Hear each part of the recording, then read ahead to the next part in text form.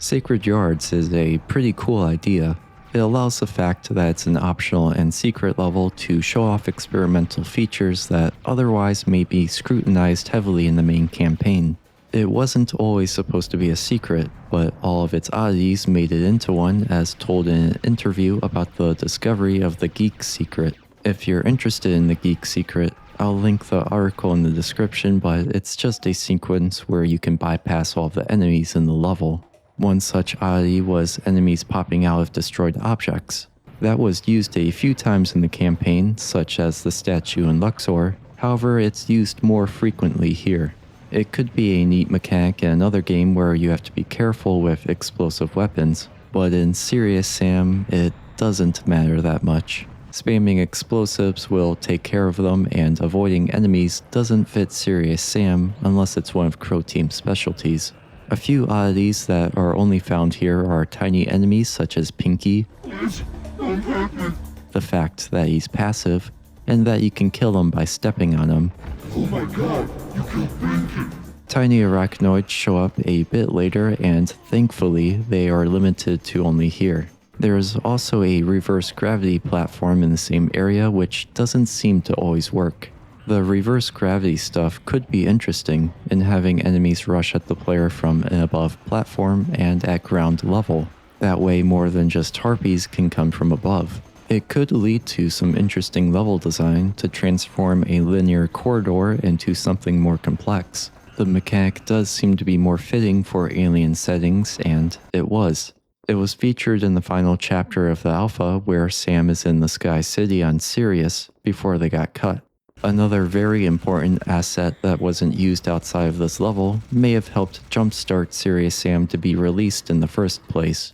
Please, mister, do not go in there. You will ruin our secret. When Serious Sam's alpha test demo released in mid-2000, it received a lot of praise from gamers, but none from the press. Despite the praise from fans, Crow Team struggled to find a publisher. Back in that time, there was no digital distribution, and if you want to ship something, you had to go to a publisher, and we were trying to find one. No one was interested. Old Man Murray found and praised the demo, still found that the press ignored it, and then made it their goal to let the world know of Serious Sam. They even called out the popular press sites at the time like GameSpot and IGN, so it seems like not much has changed. They held an interview with Roman Riberich, the CEO of Crow Team, who told of Serious Sam's bright, big, and beautiful levels filled with frantic action. Also, most importantly of all, no crates. Old Man Murray had a metric called Start to Crate, where they counted the seconds until they encountered a crate or a barrel in a video game. They claimed that the metric, quote, represents the point where the developers ran out of ideas, end quote. Knowing this and how the two Old Man Murray big heads talked to Sam, Take cover, it's gonna blow! Look at that moron! He really pressed the button! the secret giant pyramid of crates and their vehicles model creates some nice banter. It's a callback to how Roman Riberich joked about mistaking crates to mean vehicles when asked about if any were going to be in the game. It continues with how the second encounter starts. Old Man Murray may be defunct now, but it helped pioneer video game journalism and discussions on video game design. Although its effects on video game journalism today are most likely lost, they gave Serious Sam the push it needed to secure a publisher. Otherwise, Serious Sam may have never seen the light of day. Sacred Yards is fun, and relatively short compared to Karnak and Luxor, while providing a nice break before the finale.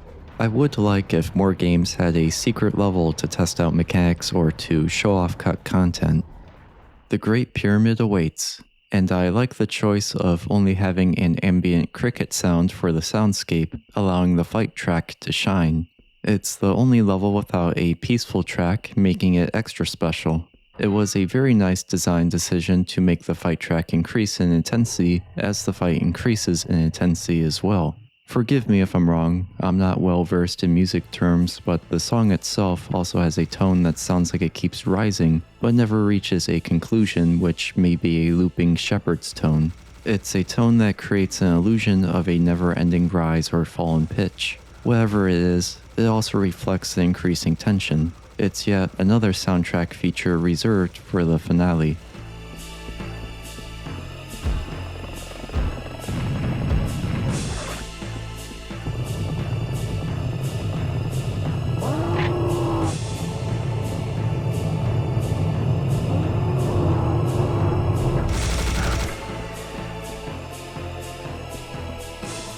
In the arena, the focus is on blasting away enemies with whatever you see fit, as health and ammo aren't an issue. They're offered in an infinite supply with a short cooldown. You can see the intention of the developers, since the cooldown is about the amount of time it takes to travel from one of the supply pedestals to the next. So you're encouraged to travel back and forth between said pedestals without needing to hover around one of them waiting for that particular item to respawn. This doesn't mean that the arena will be easy. There really isn't any better spot to be in anyway unless you want to break out of the arena. The biggest hurdle about the supplies would be finding a safe way to them when the enemies start swarming in. At first, Crow Team clearly restrained themselves, as they could have spammed enemies a lot more given the unlimited supplies. We will see more concurrent enemies on the screen soon, so it is still like a build-up. However, this is a technical restraint given the average computing power back in the day. It was already quite the feat that they pulled this off in the first place. I wouldn't doubt that Crow Team would have added many more enemies if they could without hampering the performance, especially with the clear. I'd imagine that they would increase the amount of enemies throughout the game if they ever did a remake of the first encounter. Once in the clear from that, the werewolves start to spice things up. Partway through their wave, they start to come in from all four corners and start a stampede along the borders of the arena. The werewolves running around the player diminishes the cannon's ability to pierce multiple of them, given that the cannon is the most effective weapon to use against them. After a bit, a group of them will charge at the player, and then a little bit later, another group, and another group, creating that frantic action feeling that Serious Sam is known for. Werewolves, if aggroed or by being too close, can rush in earlier than programmed, leading to more unpredictability. However, you could just run up to the edge and line up the werewolves up like fish in a barrel, which is an unfortunate hole in this wave's design. Sometimes a stray might bug out and just keep running, even with the next wave already well underway. I was surprised to see how long it managed to survive the laser tag arena. Speaking of which, this wave utilizes the minor biomechanoids very well, as I've mentioned back in Sand Canyon, by actually making them a threat in addition to their usual support role. To make them a notable threat, there needs to be a lot of them. However, there's a caveat where they have to be placed in multiple directions. That way their lasers can put more pressure on the player. This fight does both by having a lot of them, and they come from the left and right. These aspects make it so I can strafe in one direction, as the opposite direction will be filled with incoming lasers. As I strafe one way, eventually some of them on the opposite end will start to enclose me. That causes their attacks from that opposite end to come at a 45-degree angle instead of from side to side, and gradually that angle will increase, so that they will be shooting down at me at a 90-degree angle from where they once were. Eventually, the lasers will come in a 180-degree arc relative to the player. That doesn't leave much of any room to dodge or to even strafe in, as you'll be entombed in lasers. Of course, this assumes that I don't kill any of the miners like a Bethesda game. They move closer to the player after every fired burst, so that the lasers become harder and harder to dodge. That aspect allows them to enclose the player in the first place too. It is up to the player to prioritize which ones to kill to keep their movement as unrestricted as possible. If they all fired from the same direction, there is no risk of getting encircled as long as I have room to move backwards and to the left or right. Having them come from both sides creates an artificial wall that can move. It also relies on there being enough space, like in this fight, or else an actual wall would force the player to try strafing the other way before the biomechanoids have time to block that way, and if there weren't that many of them, then getting pincushioned by lasers isn't much of an issue, because the density of lasers would be so low that you could dodge your way out. It's a precise balance that the level designers of Crow Team managed to nail here. In other words, the minor biomechanoids force the player to keep moving, but with how they spawn from all of the newly opened passageways, ignoring one end of the spawns while moving towards the opposite end will allow those that were ignored to get a better angle at hitting the player. It's like a pincer of lasers that continuously restrict the player's movement until there's no more room to run. The major biomechanoids are definitely the bigger threat due to how they can kill you at 100 health, yet the minors will be too if you keep them around. It's a delicate balance of crowd management as you can't focus on one side for too long or else you'll get blindsided, and neither the major nor minor biomechanoids can be allowed to grow too numerous. The passageways aren't a good place to hide in since the major biomechanoids will spawn right next to you, so this fight avoids the problem of having an easy way out like the wearable wave, forcing the player to overcome the challenge. After capping off the arena with more clear, the music goes away again in favor of crickets.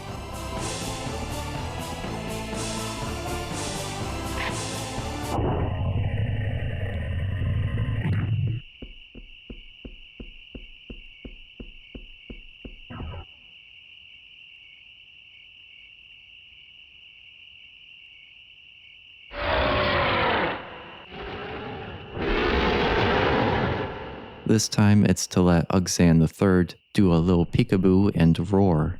From what we're told, Ugzan III was sent to supervise the cleansing of Earth. Not much more is given about it, besides being an ancient, powerful admiral in Mental's army. It definitely looks the part, like a satyr with a devilish orc body instead of a human's, and a piece of loincloth to cover up the satyr's stiff connection to Dionysus. Even though its appearance has changed through development, it still echoes its origins from In the Flesh, which felt like it was inspired by Quake 1 before Crow Team pivoted to Serious Sam. The Syrians call Mental Chad Sheen, which means Wizard Exterminator, so why is Ugzan a warlock? Additionally, Mental does utilize a lot of magic such as the lava golems being a thing, giving the reptiloids a fireball spell, and all of the biolab creations that probably involve magic in some way or another. They're most likely just a means to an end, just like how Mental recruits defeated species to go and kill more species. I'd imagine that a race who can use magic that's not under his control would be a significant threat to him, hence why he seeks out and kills wizards who won't follow his command.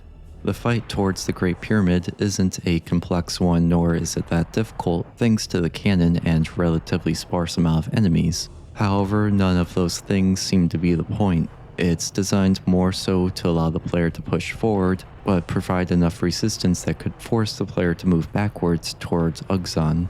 The wearables are the driving force of that resistance, which can physically push the player back if they get hit.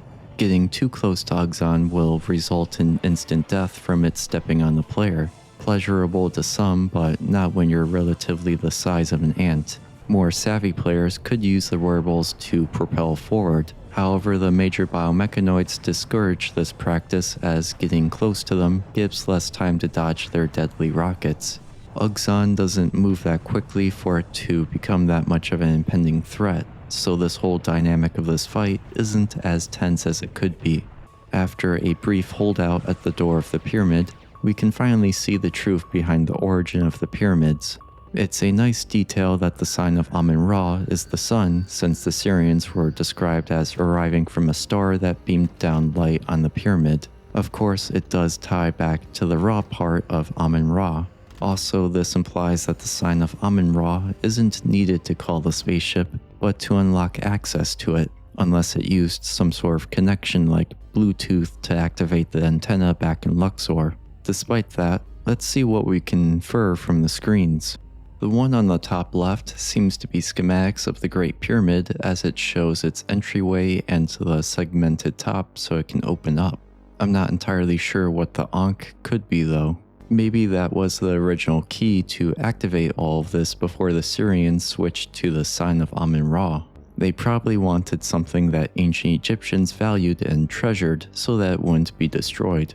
The switch to the sign of Amun-Ra may have come from realizing that they were being worshipped as gods, with their spaceship being mistaken as a second sun.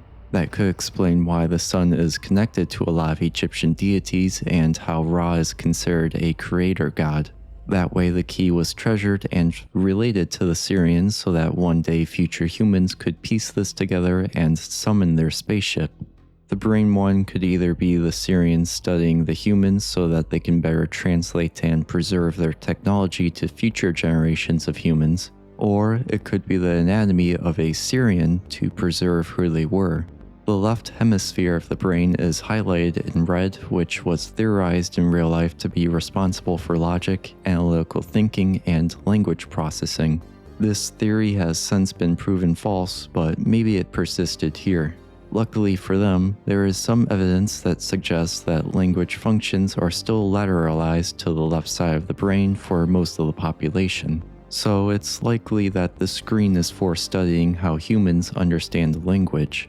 The front right screen seems to be a star map, possibly of Sirius, the home solar system of the Syrians. They may not have thought that Mental would monitor it long after he conquered their home, so they probably assumed that future humans could scavenge for any technology left there, or it could just be for historical reasons. We can't get a good look at the last one, but in the Sirius editor we can see that it's a copy and paste of the schematics of the Great Pyramid screen. None of them reveal any new information in the editor and instead have generic names. Nitriska tells us one last bit of information about how the Syrians programmed their spaceship to only allow entry for certain species. One last time, we rely on her omniscient guesswork that only humans are allowed onto the spaceship. I'm guessing that they did this programming so that they would die if they tried using the spaceship. It would act as a deterrent for a Syrian using it to go back to Sirius or anywhere else, which would consequently alert Mental to their presence. Despite that it's in a Nitriska entry, sooner or later, you'll figure out that you'll need to hop through each ring and that the spaceship beam is needed to override Uxon III's regenerative power. Thus, this fight is more of an environmental puzzle than it is a fight.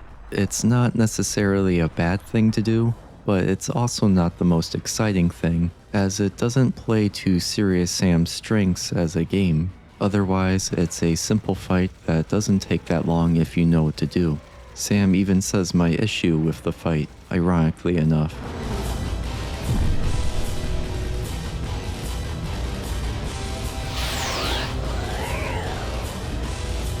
It ain't the size that matters, it's how you use it. It has some nice music though. Sam enters the spaceship where we get more dialogue hinting at what his personality is like. It's the most we've gotten out of him through the entire journey. I'll let it play out.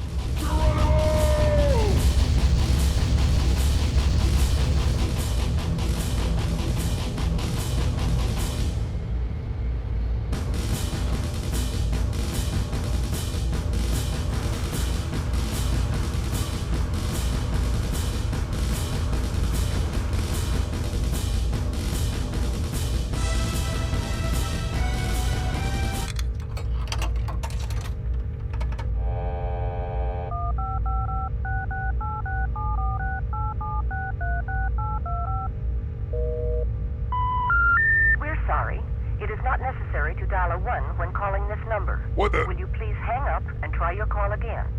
Not again.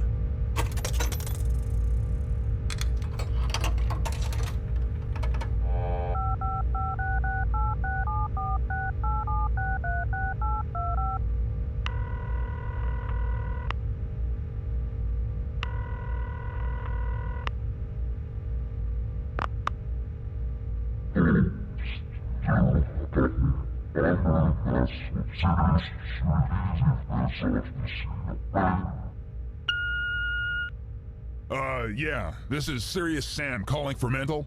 I guess you're not home right now. I have a special delivery package for you. I'll be there soon to give it to you in person. I'm on my way over right now. Thanks, bye.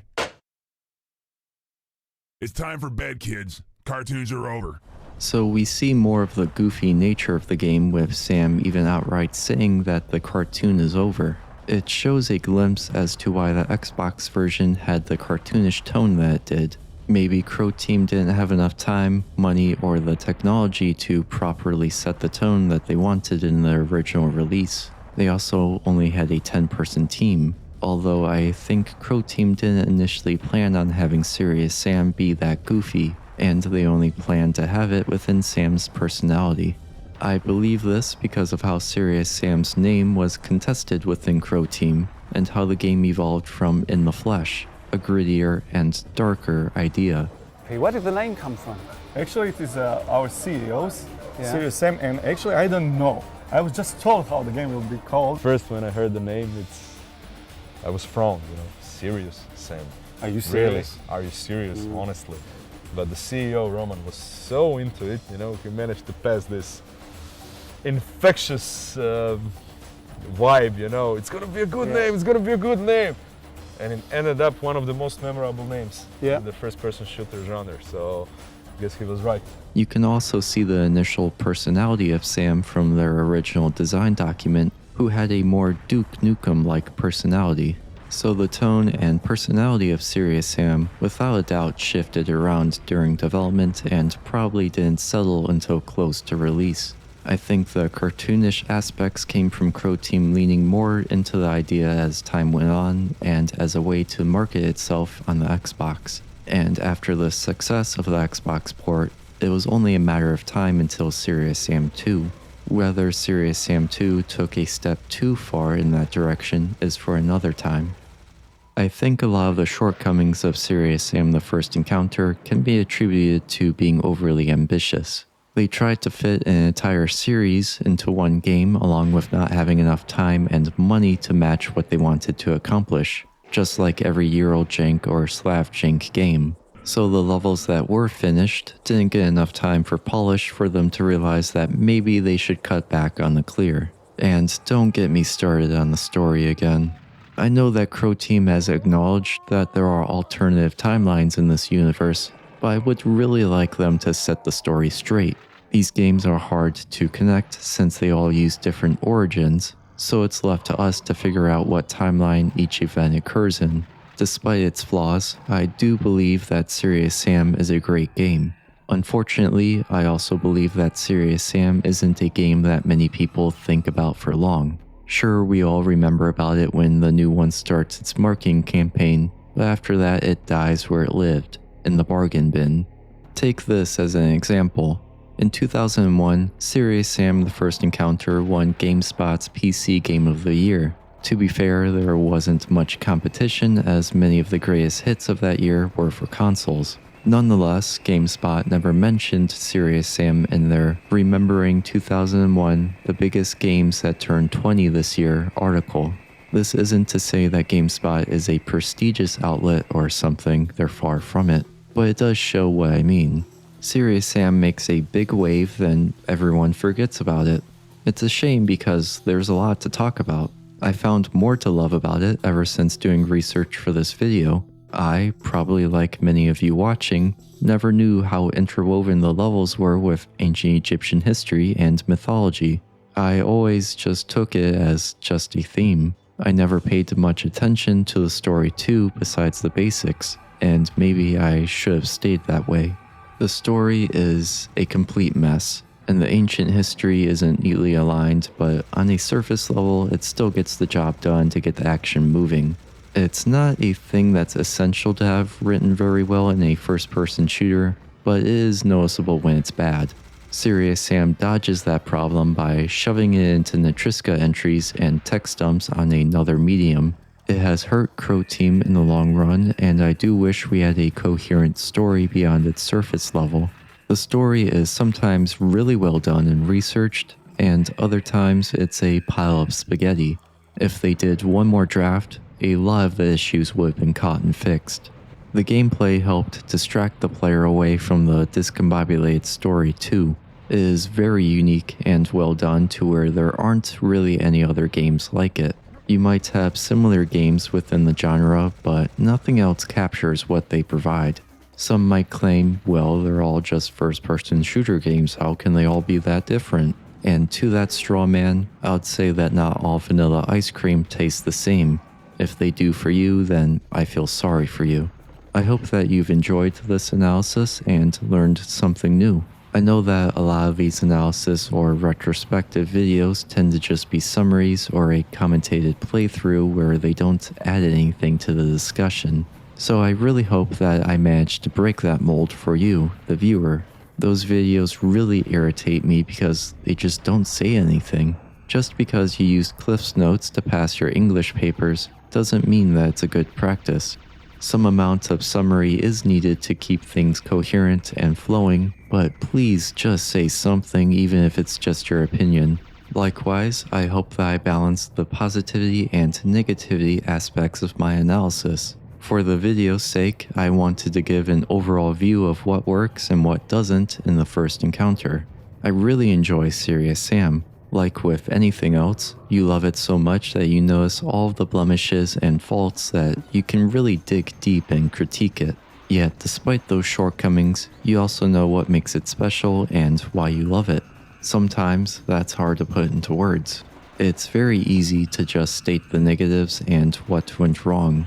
The positives, however, may remain a shallow discussion since it's difficult to say why you like something, which usually requires a more in-depth knowledge about the subject. Hence why I hoped that I balanced the positivity and negativity. Thank you to everyone who has watched this video, especially those of you still watching, even if you're asleep. I find it amazing that strangers are bothering to watch my work. For those of you still wondering if there will be more Serious Sam analysis videos, I have this to say.